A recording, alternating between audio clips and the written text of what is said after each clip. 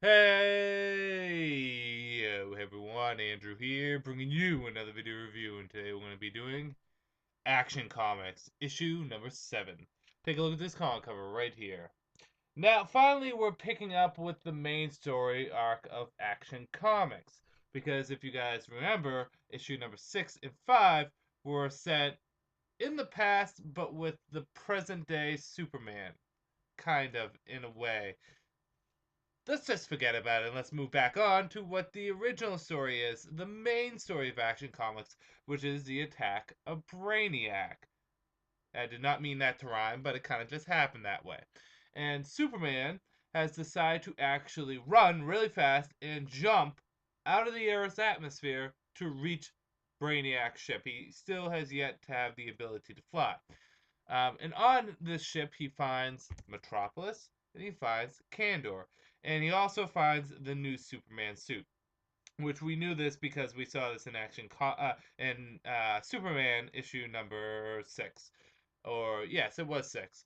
But basically, he's confronted with Brainiac. And while this is going on, we get to see what's happening inside of Metropolis and how people are reacting, particularly Lois, Lex, and Jimmy Olsen, and how they're all kind of interacting and how they're reacting to what's going down. I mean, being shrunk down to itty bitty people, it can cause some turmoil and conflict. And basically, Brainiac is Superman of choice. You can either protect Metropolis or you can protect Kandor, which will be a pick. In addition to that, we get the backup issue, which is the Steel issue, which I have to say reads a lot better and smoother than it did in the previous editions that it was showed up in. And it's basically Steel doing damage control for Metropolis while Superman is gone, going around helping out people, doing what needs to be done. So with that said, let's just jump right into the good, right into the bad, and right into the whether or not you should get it. Good. We're getting the story is moving along. It actually feels like it's moving. I really thought issue 5 and 6 were bad ideas because it broke up the stories. It stopped the story, the momentum of the story. But we're getting that momentum back. We get to see Superman get his costume, although it was a little anticlimactic because we already saw it in Superman issue number 6. But we see him get the costume, and we learn a little bit more about Brainiac. And we actually get to see the big reveal of Brainiac himself.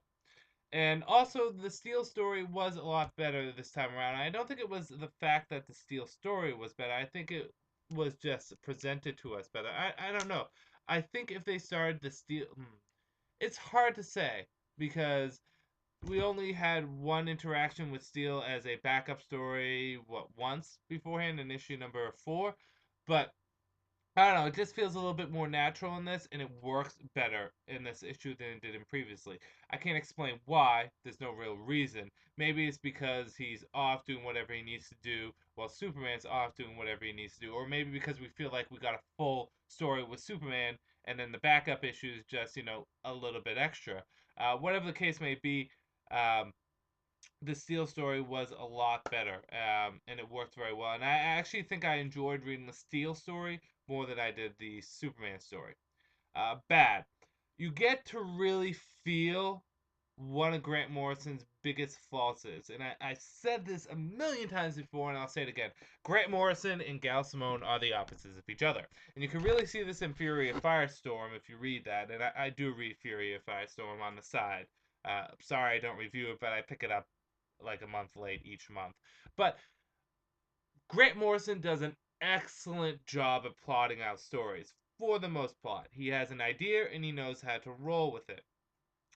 Gail Simone knows how to do dialogue with characters, knows how to have human interactions. The problem is their strengths are each other's weaknesses. Grant Morrison cannot do dialogue that well.